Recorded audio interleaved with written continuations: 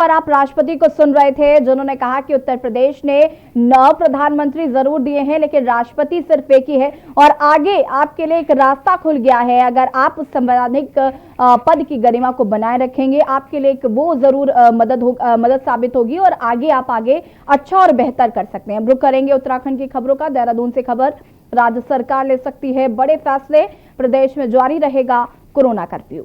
आपको बता दें कि बढ़ सकता है दुकानों को खोलने का समय। प्रदेश में कोरोना कर्फ्यू लेकिन जारी रहेगा।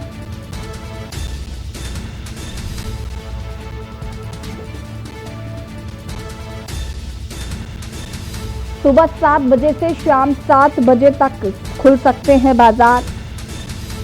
जल्द ही पर्यटन स्थल खोलने की तैयारी। पर्यटन को सशर्त खोलने पर बन रही सहमति। सुबह 7 बजे से शाम 7 बजे तक खुल सकते हैं बाजार। देहरादून से आपको एक खबर बता रहे हैं।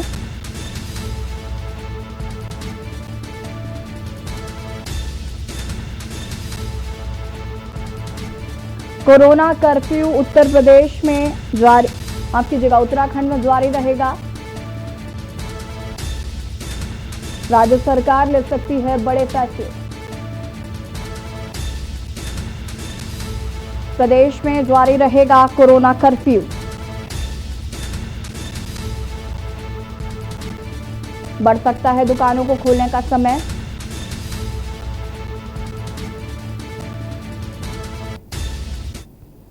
और देहरादून से आपको एक और बड़ी खबर बता देते हैं। आज बीजेपी करेगी चिंतन, कांग्रेस का मंथन प्रदर्शन। देहरादून से खबर,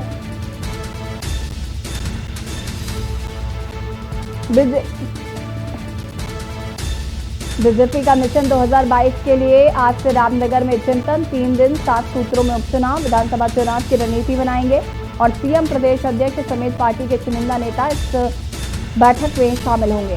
कांग्रेस भी विधानमंडल दल के नेता पर ले सकती है फैसला। आज कांग्रेस हाईकमान ने दिल्ली में बुलाई है आपात बैठक। कांग्रेस का मंथन प्रदर्शन लगातार प्रदेश में जारी है। सीएम प्रदेश अध्यक्ष समेत पार्टी के चुनिंदा नेता इसमें शामिल होंगे।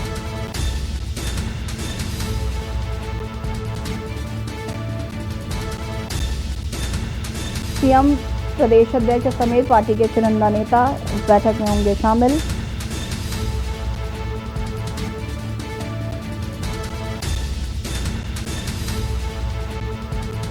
बीजेपी का मिशन 2022 के लिए आज से रामनगर में चिंतन।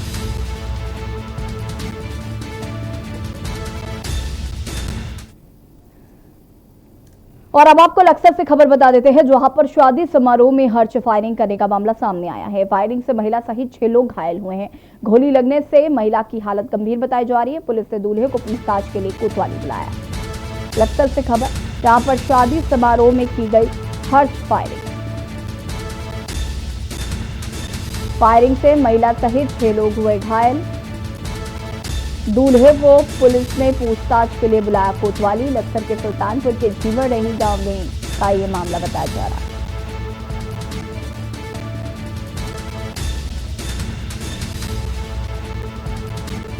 फायरिंग से 6 महिला सहित 6 लोग घायल हुए हैं।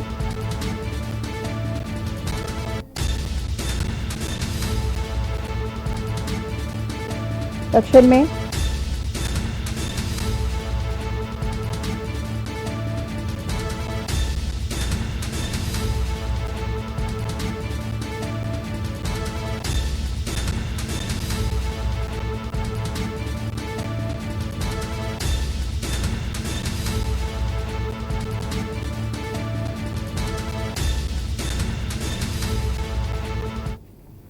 और अब खबर हरिद्वार से है, जहां पर पुलिस लाइन में आयोजित की गई कार्यशाला। पुलिस परिवार की महिला व बच्चों को दी सजावटी सामग्री बनाने की जानकारी। भारतवर्ष का युवा पश्चिमी सभ्यता से काफी प्रभावित रहा। वहीं एसएसपी सेंथिल अबुदई कृष्णराज एस महोदय के सम्मुख उनके द्वारा कार्यक्रम आयोजित करने का प्रस्ताव रखा गया, जिसे महोदय द्वारा सहर्ष स्वीकार करते हुए अध्यक्ष Uttarakhand police wives welfare association ने जनपद हरिद्वार सुधा सेंथिल व एएसपी सदर डॉक्टर विशाखा अशोक भदाड़े के दिशा निर्देशन में पुलिस लाइन रोशनाबाद में एक कार्यक्रम आयोजित किया गया।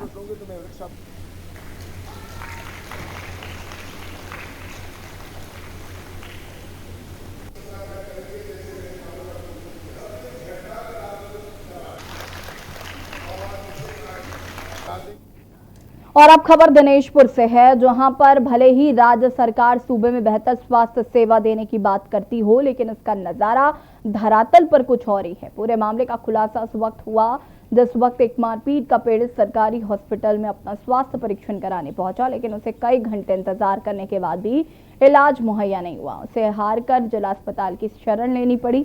वहीं पीड़ित ने इसकी सूचना उधम सिंह नगर के सीएमओ को दी, जिसके बाद उन्होंने कार्रवाई करने का आश्वासन दिया।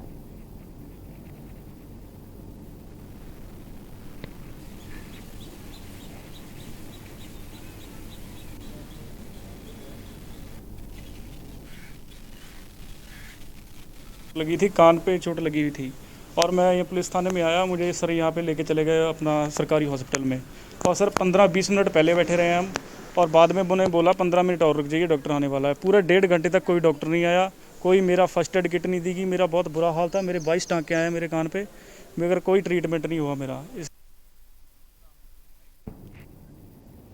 और अब खबर रामनगर से है, जहां पर ढिकली में 3 दिवसीय चिंतन बैठक आयोजित होगी, जिसकी तैयारियों की पूरी जानकारी देते हुए भाजपा के प्रदेश महामंत्री सुरेश भट्ट ने बताया कि भाजपा के सभी वरिष्ठ 33 नेता यहां पर उपस्थित होंगे। उपचुनाव सहित कई चीजों पर चिंतन किया जाएगा। आपको बता दें कि उत्तराखंड प्रदेश बीजेपी का 3 दिवसीय चिंतन शिविर का रामनगर के नदी रिसोर्ट में आयोजन शुरू होगा। इसके लिए तैयारियां पूरी कर ली गई हैं। यहाँ पर शिविर ढिकली स्थित एक रिसोर्ट में इसका कार्यक्रम आयोजित होगा।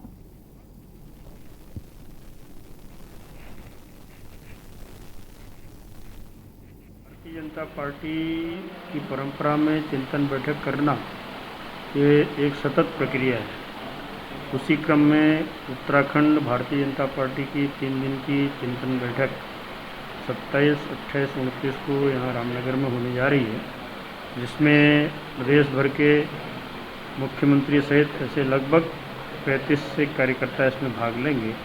इसमें मुख्यमंत्री, सभी हमारी प्रदेश की कोर कमेटी, सभी सांसदगण, सभी मंत्रीगण और सभी प्रदेश के महामंत्री, हमारे प्रदेश के संगठन मंत्री और हमारे राष्ट्रीय महामंत्री और प्रदेश के प्रभारी दुष्यंत गौतम जी, प्रदेश की हमारी सह प्रभारी हमारी रेखा वर्मा जी और राष्ट्रीय महामंत्री संगठन श्री VL संतोष जी, ये इस बैठक में 3 दिन भाग लेंगे। खबर लालकुआ से है, जहां पर वन विभाग डोरी रेंज के अधिकारियों व कर्मचारियों ने अपनी कई हेक्टेयर जमीन में 2 दर्जन से अधिक अलग अलग प्रजातियों के वृक्ष लगाए और इन प्रजातियों के बीज भी बोए गए। इन प्रजातियों के पौधों को तैयार होने में 4 से 5 वर्ष लग जाते हैं और इतने सालों तक ये वृक्ष जहां जंगल को हरा भरा रखते हैं, तो वही प्रदूषण को रोकने में भी कारगर साबित होते हैं और जलवायु को भी साफ सुथरा और सुंदर बनाए रखते हैं। हर साल वन विभाग अपनी जमीनों पर इस तरीके के पौधे लगाता है और अपने जंगल को हरा भरा भी रखता है। साथ ही इन वृक्षों को जंगली जानवरों से भी बचाया जाता है, जिससे कि वृक्ष खराब ना हो।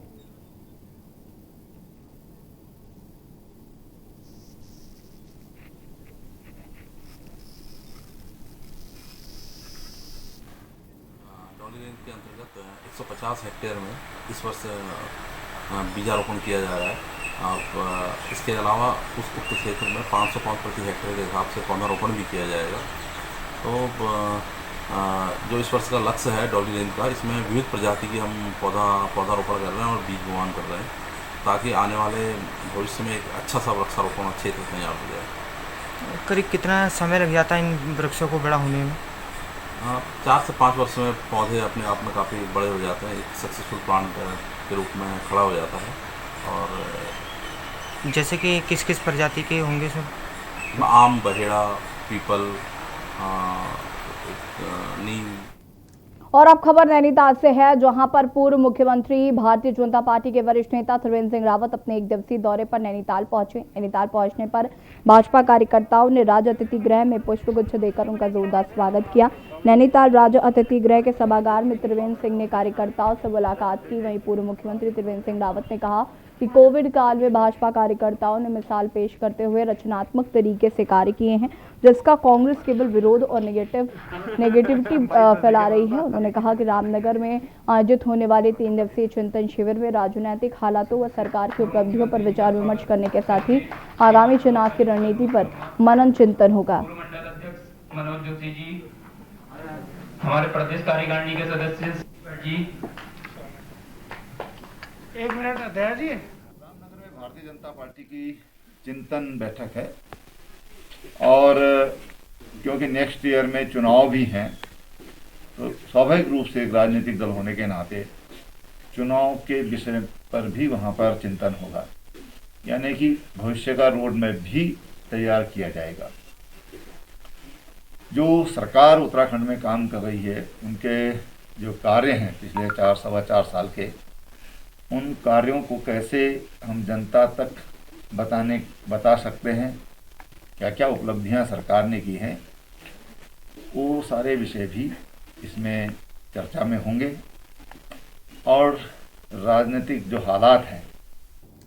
खबर सितारगंज से है, जहां पर उधम सिंह नगर जनपद में स्थित सिडकुल में हुए घोटालों को लेकर बीजेपी विधायकों ने औद्योगिक मंत्री गणेश जोशी के सामने मुद्दा उठाया। आपको बता दें कि रुद्रपुर के बीजेपी विधायक राजकुमार ठुकराल के किक्षा से बीजेपी विधायक राजेश शुक्ला ने औद्योगिक मंत्री गणेश जोशी के सामने बेबाकी के साथ पूर्व कांग्रेस सरकार में हुए घोटाले, सिडकुल घोटाले में अब तक जांच के न होने और दोषियों के खिलाफ कार्रवाई न होने की बात रखी, जिसको लेकर मंत्री गणेश जोशी ने आश्वासन दिया है कि जल्द ही इस पूरे मामले की जांच कर दोषियों के खिलाफ कार्रवाई की जाएगी।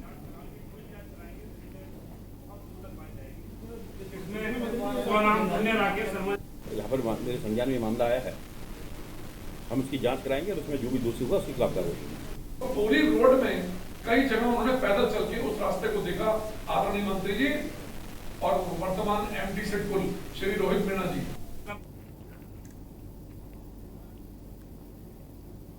खबर देहरादून से है, जहां पर बीजापुर अतिथि गृह में नित्यानंद स्वामी जन सेवात समिति द्वारा आपातकाल की 46वीं वार्षिकी पर उत्तराखंड के लोकतंत्र सेनानियों के साथ वर्चुअल संवाद कार्यक्रम आयोजित किया गया, जिसमें मुख्यमंत्री तीरथ सिंह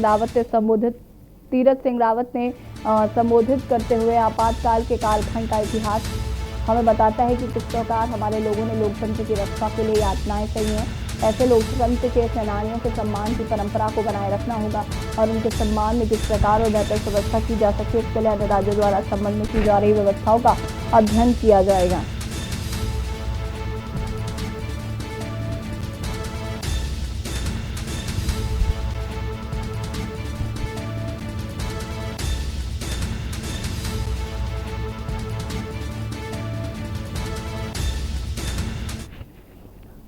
और अब खबर लक्सर से है, जहां पर विधायक ने सिंचाई विभाग पर बजट होने के बावजूद भी कबूलपुरी राजघाटी के गंगा नदी के स्पर न बनवाने का आरोप लगाया है। विधायक ने उसकी शिकायत सिंचाई मंत्री सतपाल महाराज से की है। उधर विभाग का कहना है कि ठेकेदार द्वारा काम न करने पर उसके खिलाफ कार्रवाई की जा रही है।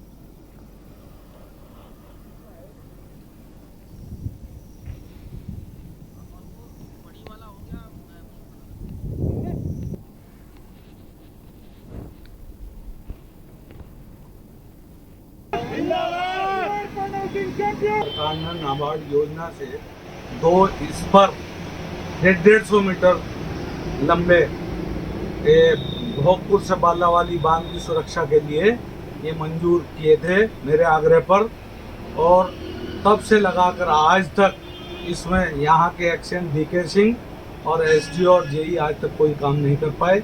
वो एक स्पर 20% बना है और हर वर्ष वो मिट्टी के रेत के कट्टे भरकर और वो बांस बल्ली गाड़कर बांध की सुरक्षा करने की चेष्टा करते हैं।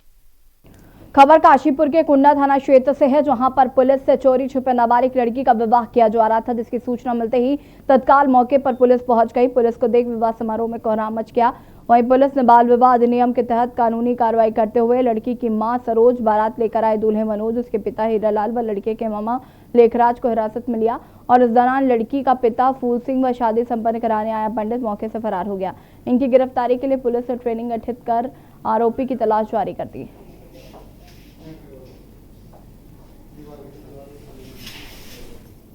एक्चुअल में गांव करणपुर है हमारे क्षेत्र में, कुंडा क्षेत्र में। तो इसमें सूचना मिली थी किसी जो नाबालिग बच्ची है उसका विवाह हो रहा है, तो वहाँ पर पुलिस पहुँची। पुलिस द्वारा देखा विवाह हो चुका था, तो तब लड़का और लड़के का मामा और लड़के के पिता और लड़की की मां को अरेस्ट किया गया। उनके खिलाफ मुकदमा लिख के आवश्यक कार्रवाई की गई। उत्तराखंड के मुख्यमंत्री तीरथ सिंह रावत पौड़ी दौरे पर हैं और यहां सतपुली क्षेत्र के सकेनोनी गांव पहुंचकर सीएम जम्मू कश्मीर सीमा में शहीद हुए जवान मनदीप सिंह के पार्थिव शरीर को अंतिम विदाई व श्रद्धांजलि देने उनके गांव विकासखंड पोखड़ा सकनौली पहुंचेंगे और उन्हें पुष्पांजलि अर्पित करेंगे। जिला प्रशासन द्वारा जारी कार्यक्रम के अनुसार प्रदेश के मुख्यमंत्री तीरथ सिंह रावत हेलीकॉप्टर द्वारा हेलीपैड पोखरा पहुंचकर 9:30 बजे शहीद जवान मनदीप के गांव सकनौली पहुंचे, जहां पर शहीद पार्थिव शरीर पर पुष्पांजलि अर्पित की और अपनी श्रद्धांजलि अर्पित की। इसके बाद मुख्यमंत्री पोखरा हेलीपैड से हल्द्वानी के लिए रवाना हुए।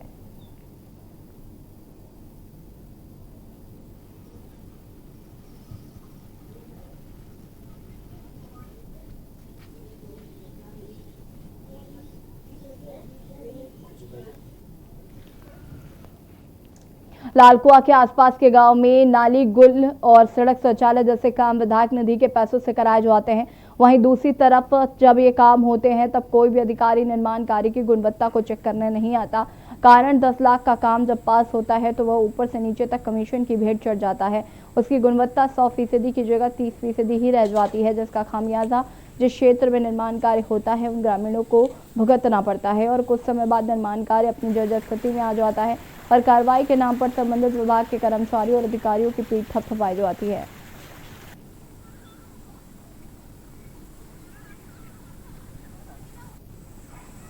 ये हल्दूचौड़ परमा क्षेत्र का गांव है। मैं शंकर लाल, दिव्यांग समिति अध्यक्ष। मैं आपके चैनल के माध्यम से ये बताना चाहता हूँ, लगभग 20 वर्ष बाद ये गोल बनी है और इसमें घटिया सामग्री का इस्तेमाल हुआ है। इसकी शिकायत मैंने उस समय भी करी जब ये गोल बन रही थी, लेकिन किसी ने इसका संज्ञान नहीं लिया।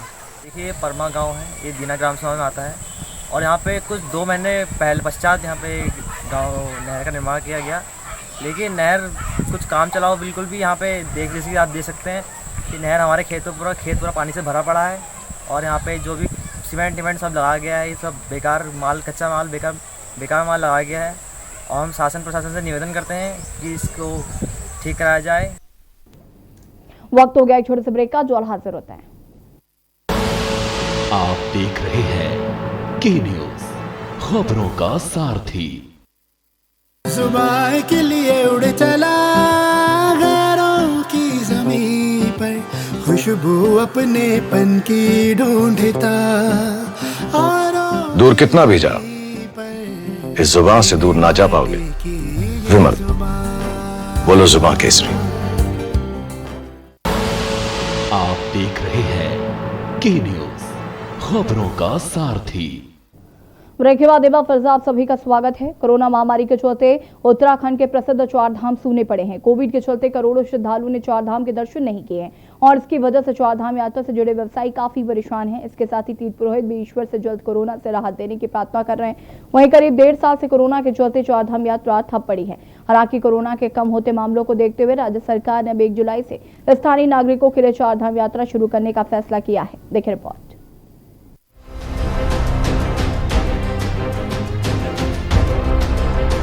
कोरोना महामारी के चलते उत्तराखंड के प्रसिद्ध चारधाम सूने पड़े हैं। कोविड के चलते करोड़ों श्रद्धालुओं ने चारधाम के दर्शन नहीं किए। वहीं तीर्थ पुरोहित भी जल्द कोरोना से राहत देने के लिए ईश्वर से प्रार्थना कर रहे हैं।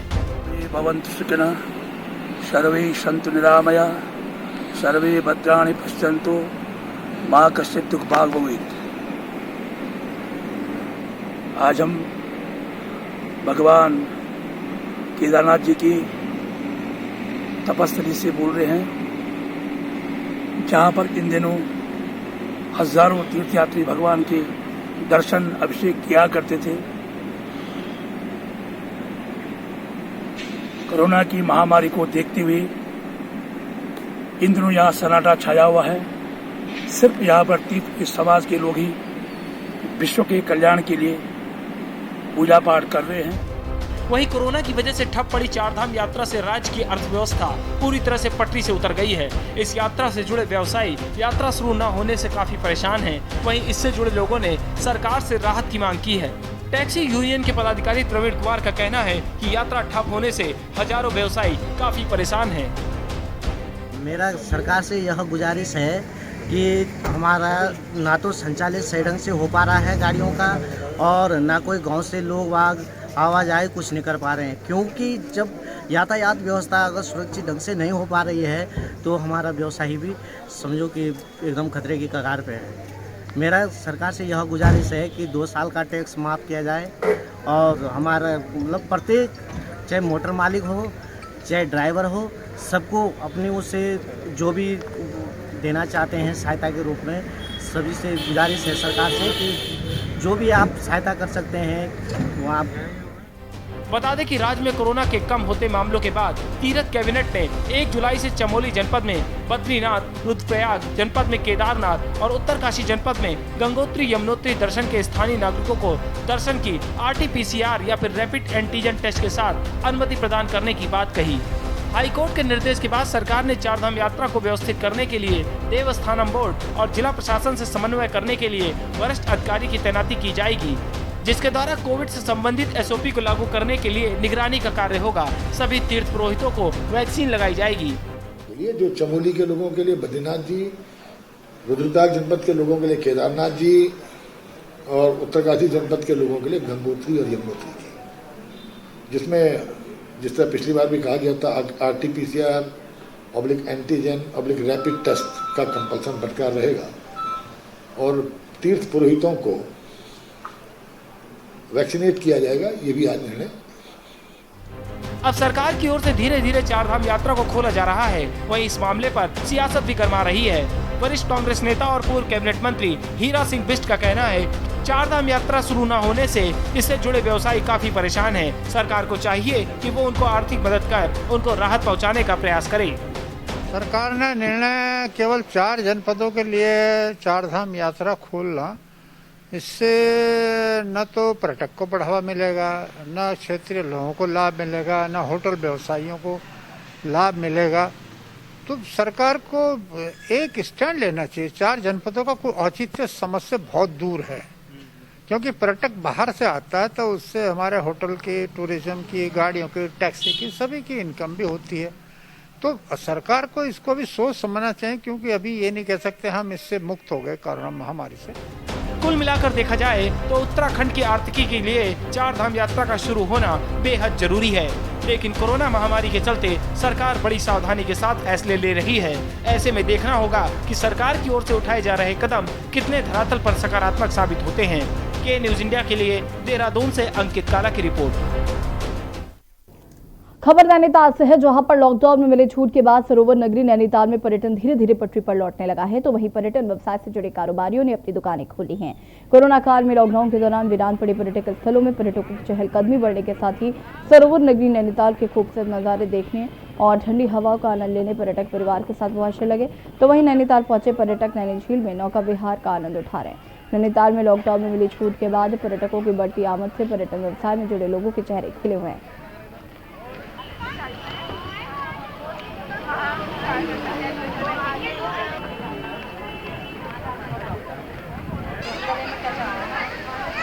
दो साल बाद हमें ये हल्का सा मौका मिला है घर से निकलने का। बाकी हमने लॉकडाउन का पूरा पालन किया है, घर से हम कहीं नहीं गए।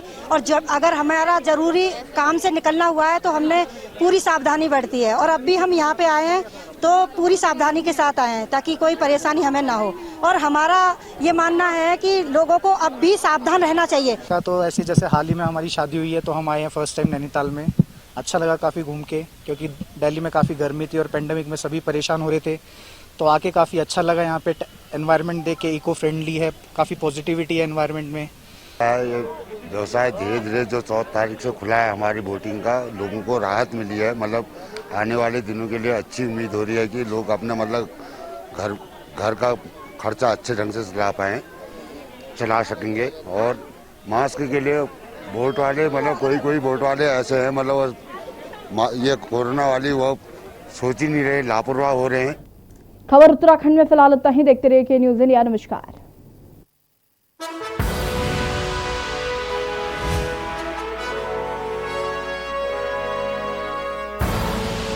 आप देख रहे हैं के न्यूज, खबरों का सारथी। पर ये दिल है कि चख रहा है उन्हीं अल्फाजों का दूर कितना भी जाओ, इस जुबान से दूर ना जा पाओगे। विमल, बोलो जुबान